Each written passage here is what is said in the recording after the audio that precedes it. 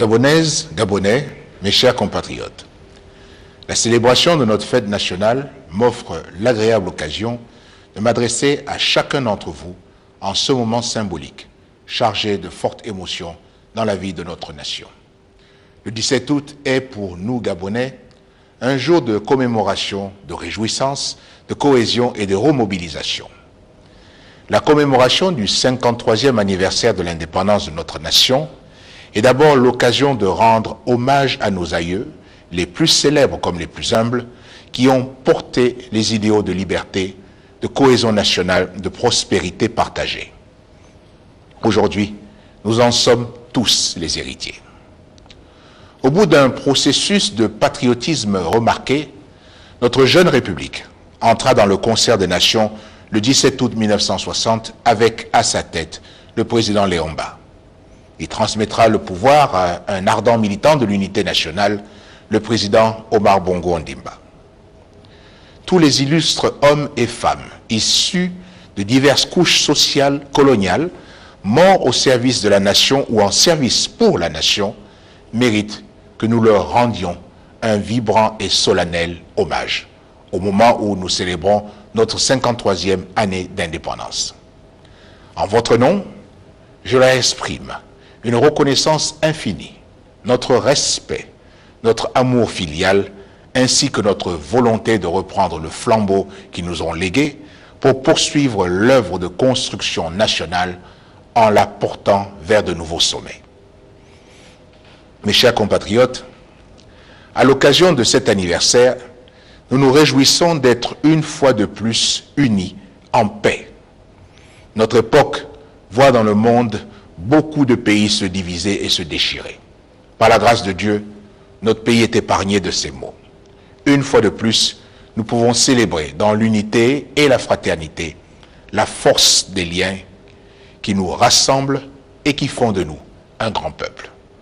Oui, mes chers compatriotes, un grand peuple. Rappelons-nous en ce jour que notre cohésion fait notre force et notre grandeur. Nous sommes les légataires d'un formidable patrimoine culturel et écologique qui est un joyau pour l'humanité.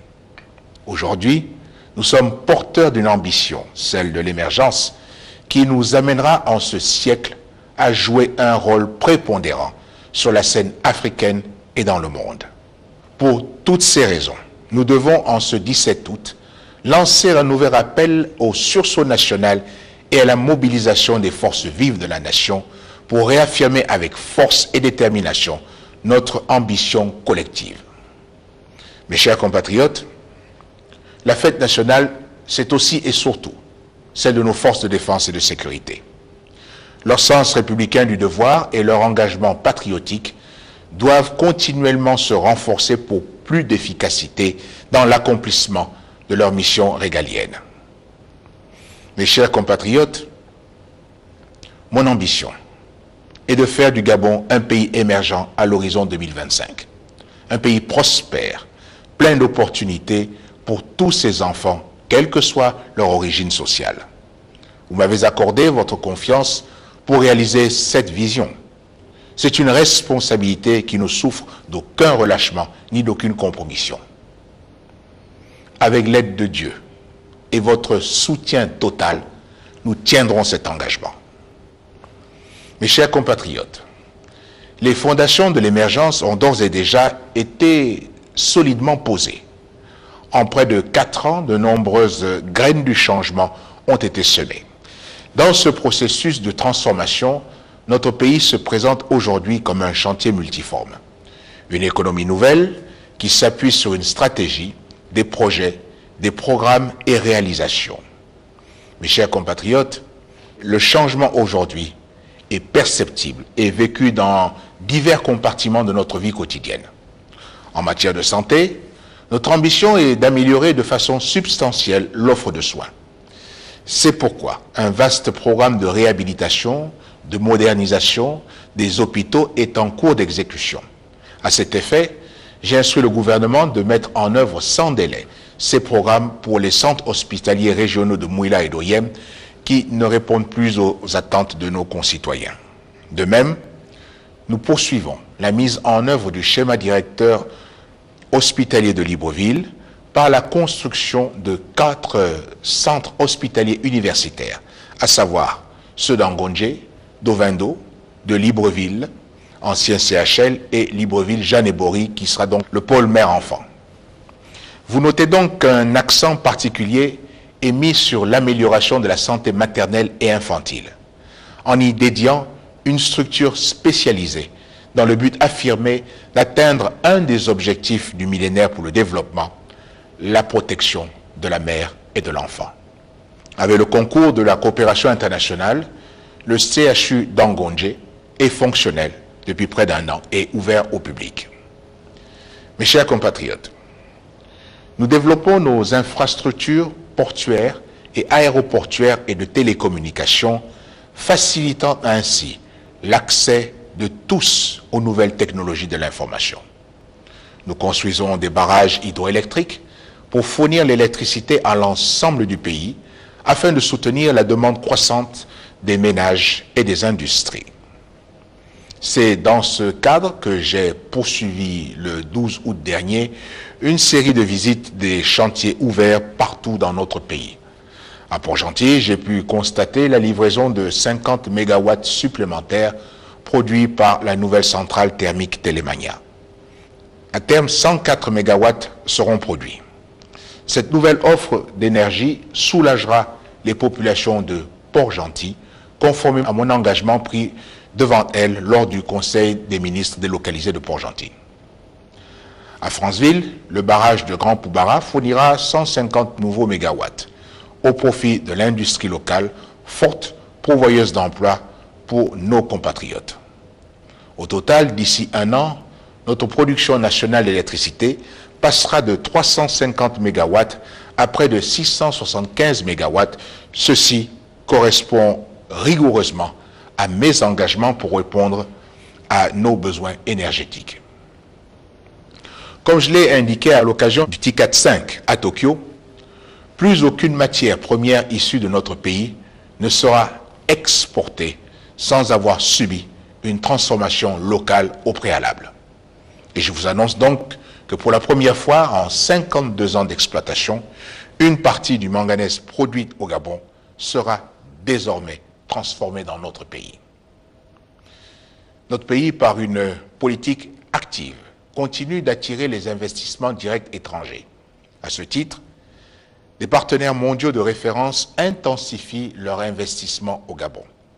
Forums, conférences, événements sportifs et culturels contribuent progressivement à faire de Libreville la plateforme des affaires en Afrique centrale. Ces investissements et manifestations témoignent de la confiance de la communauté internationale et de nos partenaires en notre pays. Mes chers compatriotes, tous ces efforts entamés depuis 2009 se traduiront sur le terrain par des milliers d'emplois pour les Gabonaises et les Gabonais, et en particulier pour les jeunes. C'est pour cela que nous modernisons et adaptons notre système scolaire, pour préparer notre jeunesse à la compétition mondiale, car notre pays doit prendre la place qui lui revient dans la mondialisation. À la base, nous entendons éradiquer la surpopulation scolaire qui entrave gravement l'acquisition des connaissances élémentaires dans notre système d'enseignement préscolaire et primaire.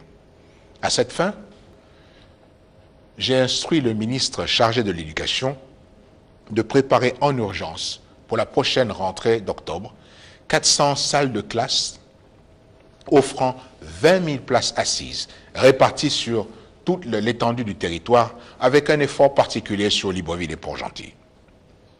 Nous renforçons les capacités des structures clés existantes comme nos universités, École nationale des cadres ruraux d'OIM, l'École nationale des eaux et forêts ou les centres de formation professionnelle.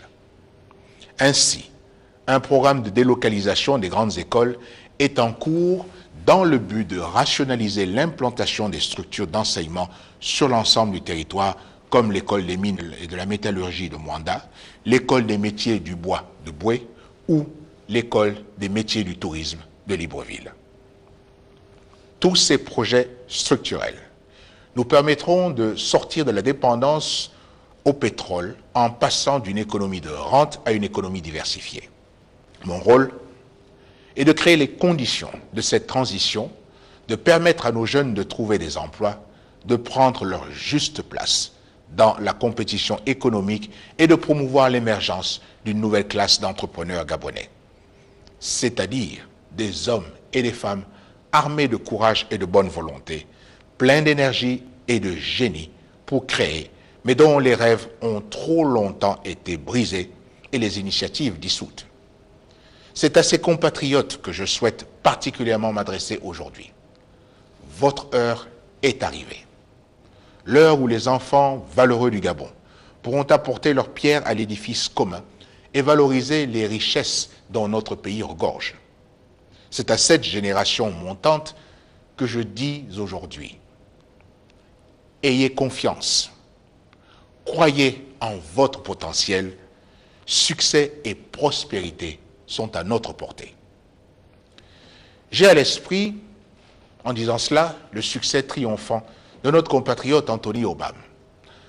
C'est un exemple national de réussite caractérisé par la force de volonté, de travail, de discipline et de persévérance, pour lequel j'invite tous les Gabonais à s'inspirer. Mes chers compatriotes, sachez toutefois que je suis sensible aux légitimes attentes du quotidien, à l'impatience qui n'a d'égal que la grandeur des espoirs placés dans notre projet, l'avenir en confiance. Nos avancées ne doivent pas occulter les retards accumulés. Des projets d'infrastructure restent à parachever. Toutefois, dans le domaine de l'habitat, la livraison des logements sociaux que nous attendons est imminente. Sur la pointe sud de Port-Gentil, j'ai pu en effet mesurer l'avancement des chantiers réalisés par la SNI. J'instruis ici le ministre de l'Habitat à intensifier les efforts de son administration afin d'accélérer le rythme de construction de ces logements sociaux. Mais je verrai particulièrement que les logements sociaux restent accessibles au plus grand nombre de Gabonaises et de Gabonais à des prix soutenables pour les familles. Je ne tolérerai aucun passe-droit ou favoritisme d'aucune sorte au détriment de nos concitoyens qui y ont droit. Ces nouveaux investissements de l'État font partie du schéma directeur des infrastructures qui prévoit aussi, et je suis heureux de vous l'annoncer, l'édification d'un nouvel axe routier Libreville-Port-Gentil afin de désenclaver la capitale de l'Ogooué-Maritime et de la relier aux autres localités de notre pays. Cette route, nous en rêvions, demain, nous en ferons une réalité. Par ailleurs, d'autres chantiers ont été inspectés, tels que les routes nouvellement livrées liant la Léou à la Sourville. Au total, depuis 2009, nous avons construit autant de kilomètres de routes que durant les 10 dernières années. Et nous en construirons encore plus dans les années à venir. Ces routes, qui matérialisent géographiquement l'unité nationale, doivent relier entre l'ensemble des composantes nationales. Mes chers compatriotes, force est de constater qu'au regard des nouveaux défis, la coordination gouvernementale s'articule avec lenteur. Des réformes sont retardées par des pesanteurs diverses, par la bureaucratie ou la mauvaise volonté des personnes qui n'ont pas compris que nous avons changé d'époque. Ces ratés ne méritent aucune excuse. Ils appellent à notre vigilance de tous les instants pour être sûrs que la dynamique que nous impulsons ne s'épuise pas dans la torpeur des mauvaises habitudes, dans le dédale des vieux privilèges. Le non-respect des lois et règlements, les passe-droits, la corruption, le favoritisme clanique, l'affairisme, la paresse, les détournements privatifs des biens publics, l'absence d'esprit de responsabilité devant nos obligations, voici les mots qui ont trop longtemps entravé notre marche vers le progrès. Ce sont de mauvaises habitudes que chaque Gabonais doit combattre. Mes chers compatriotes, les plus grands changements dans l'histoire de l'humanité sont avant tout des changements de valeur, de manière de réfléchir et d'agir. L'émergence du Gabon est une œuvre de conviction, un idéal qui doit structurer notre comportement quotidien. Nous devons être les porteurs de cette révolution de conscience, les apôtres du changement pour constituer le fer de lance de l'émergence. Je tiens tout particulièrement à m'adresser à tous les Gabonais qui estiment que le changement ne les concerne pas et que c'est uniquement l'affaire des autres. Je m'adresse aussi à ceux qui, face au blocage et lenteur du changement, se découragent, perdent la foi et le sens du destin historique que nous nous sommes fixés. Je m'adresse à l'administration de notre pays, qui a une responsabilité particulière. Je leur dis à tous, ne manquez pas le train de l'émergence, il n'attendra pas indéfiniment en gare. Vous avez une mission envers la nation et les générations futures. L'heure est à la remobilisation. Mes chers compatriotes, il y a des préoccupations qui ne peuvent plus attendre et qui nécessitent des mesures énergiques. C'est notamment l'emploi des jeunes et l'assistance aux plus démunis. Aucun pays ne s'est développé sans compter sur la force, l'éducation et la formation de ces hommes. Les jeunes Gabonaises et Gabonais sont le moteur de notre émergence.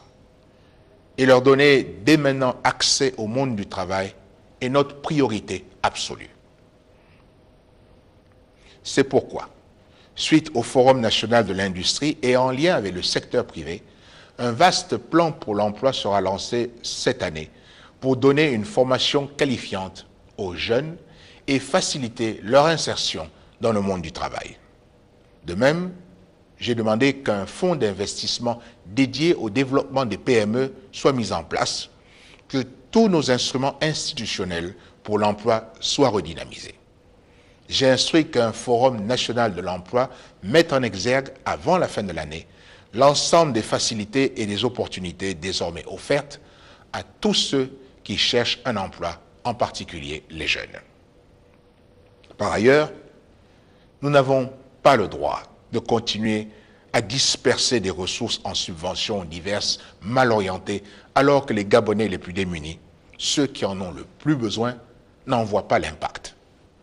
C'est pour corriger ces dérives que nous avons mis en place le Fonds national d'aide sociale, dont la mission est d'accompagner le gouvernement dans l'élaboration et la mise en œuvre des politiques publiques d'aide sociale. Cette nouvelle politique d'aide sociale doit être plus efficace. Chaque franc dépensé doit aller vers ceux qui en ont besoin et j'y veillerai scrupuleusement. Mes chers compatriotes, notre devoir est de léguer à nos enfants un Gabon prospère. Comme vous, je suis impatient. Mais les transformations et les réformes que nous avons engagées requièrent du temps pour leur aboutissement. Elles exigent également de la patience, de la volonté, du courage et de la persévérance. Nous devons tous ériger en vertu notre devise nationale. Union, travail, justice. Le contexte dans lequel cette devise fut adoptée, sa signification, sa profondeur le justifient amplement. La réussite de notre pays repose avant tout sur l'unité de notre nation. Mes chers compatriotes, dans la mise en œuvre de notre projet de société, un danger nous guette. C'est celui de la systématisation de critiques stériles, proférées dans le seul but de décourager les bonnes volontés. Ces critiques non constructives, diffusées à l'emporte-pièce, sont souvent sans fondement, sans analyse et sans solution alternative. Certains de nos concitoyens, dépourvus de toute fibre patriotique, prisonniers de cette gymnastique, colportent rumeurs et désinformations, mettent à mal les intérêts de notre pays, menacent la cohésion nationale et font le lit des intérêts étrangers. Les différentes concertations politiques autour des enjeux de portée nationale ont démontré notre capacité d'ouverture, d'écoute et de rassemblement. Aussi, j'invite les forces vives de la nation à transcender les clivages partisans pour se joindre à moi dans le cadre de la conduite des affaires nationales pour la construction du nouveau Gabon, celui de la démocratie, de la prospérité et de la justice pour tous. Le Gabon, ce n'est pas seulement le PDG, ce n'est pas l'opposition, ce n'est pas que la société civile. Le Gabon, c'est l'ensemble des forces vives de la nation réunies autour des idéaux de progrès, de paix, d'unité, de travail et de justice pour un Gabon plus fort dans le concert des nations. L'heure est donc à l'unité autour de l'essentiel. Mes chers compatriotes, après de longs mois de négociations, l'ensemble des acteurs politiques est parvenu à un accord sur l'élaboration d'une liste électorale biométrique. Les opérations d'enrôlement sont lancées sur l'ensemble du territoire et l'élaboration de cette liste électorale biométrique devra conduire les acteurs à rompre avec les habitudes de contestation systématique des résultats issus des urnes. Je vous exhorte donc à vous enrôler afin de pouvoir exprimer librement votre choix lors des prochaines séances électorales, parce que voter est un devoir patriotique. Conformément aux prescriptions de la Cour constitutionnelle, nous aurons le devoir de renouveler au mois de novembre de cette année le mandat de nos élus locaux. Avec l'esprit républicain qui nous a toujours animés, je suis confiant que ce scrutin se déroulera dans l'esprit de nos textes fondateurs. Mes chers compatriotes, à travers une large concertation, j'avais invité les forces vives de la nation à donner leur avis sur ce que devrait désormais être le Conseil national de la démocratie. Dans ce processus, il a été tenu compte des propositions de l'ensemble de la classe politique. Il s'en est suivi une refonte en profondeur de son socle juridique afin de renforcer ses pouvoirs et le rendre plus efficace. Mes chers compatriotes, on ne mène pas une œuvre historique comme celle que nous nous sommes fixée en ayant le front baissé, en attendant de voir si les autres avancent et en reculant devant les obstacles. L'émergence est un combat qui exige foi et abnégation. Elle fait appel à l'adhésion des citoyens transformés en autant d'Amazones et de valeureux guerriers. C'est à cette armée citoyenne que j'adresse ce message. Mes chers compatriotes, je vous invite à vous engager totalement pour un Gabon fort, prospère et uni. Bonne fête nationale, vive le Gabon et que Dieu nous bénisse.